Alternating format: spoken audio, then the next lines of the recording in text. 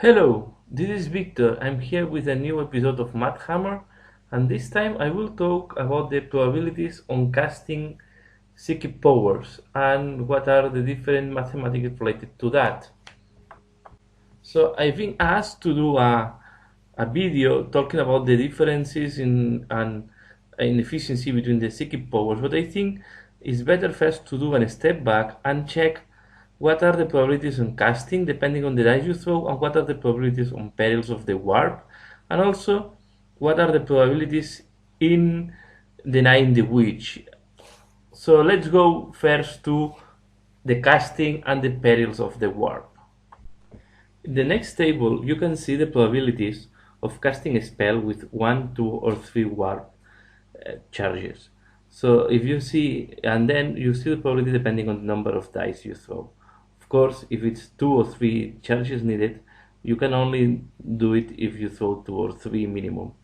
But then, if we check the border or the barrier at 50%, of course, if you throw 1 dice, you have 50% of chances.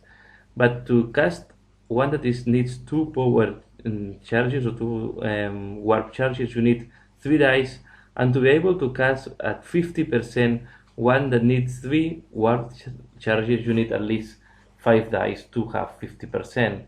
And you see that the progress is much slower, so to have something close to 90%, you have to throw between 8 to 9 dice in the case of 3 warp charges.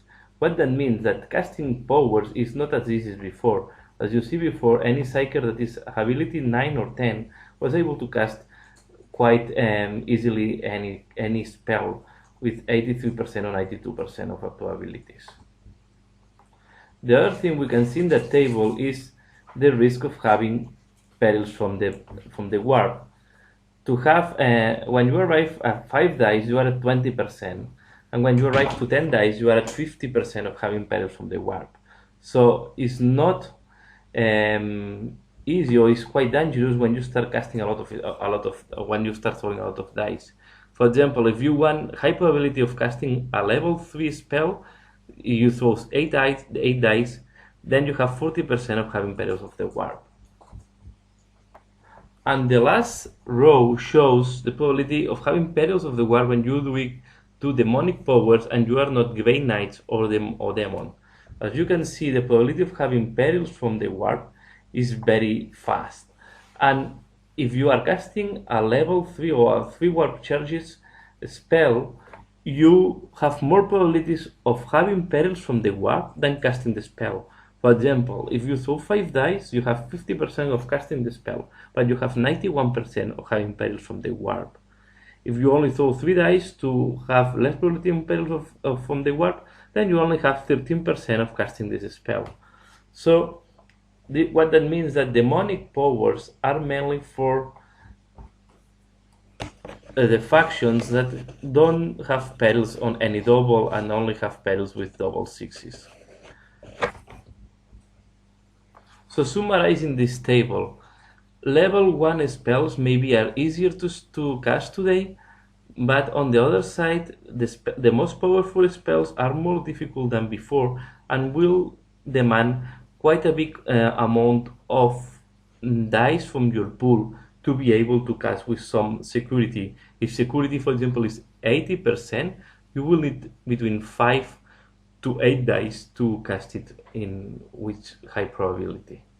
On the other side, perils of the warp have increased the risk of perils of the warp. Before was pretty low, was about 6%. Now, if you start casting 3 or 4 dice or 5 dice, you reach easily 20%. So, concluding, it's more risky to cast spells and it's more difficult with these new rules. But now let's see, because also perils of the warp have changed. Now, perils of the warp can be more or less risky depending on the table. So when you have perils of the warp, you have to throw in the table. Of course, because we only throw 1 dice, we have 17% or 1/6 to have any of these options. The options from 1 to 3 have some additional damage to you. For example, the 1 if you don't pass a leadership test, you will your psyker will die and will explode in the same time. On the case 2, if you don't pass it, then you will lose a spell. And in the case 3, on the power drain, you will use warp charges from your warp pool. So what that means is that psykers with low leadership have a much higher risk to suffer one of these collateral damage. And if you check the table I put on top, with leadership 7 you have 58% of passing the leadership test. It means that you have 42 to have one of these drawbacks, and if you have leadership 8 you have 28% of have this additional drawback. On the other side, leadership 10, only 8% of having this drawback, but you are not immune to that. Then if you start throwing high dice on the table, then the damage is much less, and you can even avoid to have the wound. On 4 is the same as before, only 1 wound, but then when you start on 5, if you pass the leadership test, nothing is happening, and if you do 6, if you pass the leadership test, you have some additional bonus. If you fail, you will have an additional wound. If you see here, normally all the psykers should pass the leadership test on average, but as I said before, leadership 7 or 8 have quite high probabilities of failing this leadership test. And to conclude this analysis, I wanted to show what are the probabilities of denying the witch depending on the number of dice we throw and depending on the number of 6s we need to do. For example, if we only need 1 6, when we throw 4 dice, we are at 50%. So it's not that difficult to deny a power that is only cast with 1 warp charge.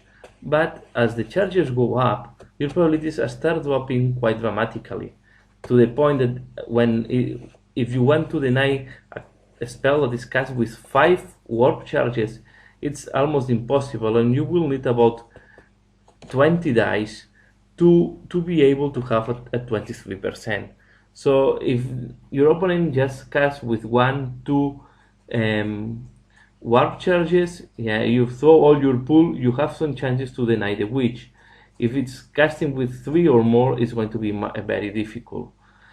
On the other side, I also have to say that in the previous edition, we were not able to deny the witch. It was not a direct spell like a witch fire. So this is even going against, or it's making even more difficult to cast spells that are like benedictions or maledictions that before, maledictions before was able to cast, but benedictions before were not able to be denied, and now we can deny them, although it's quite difficult.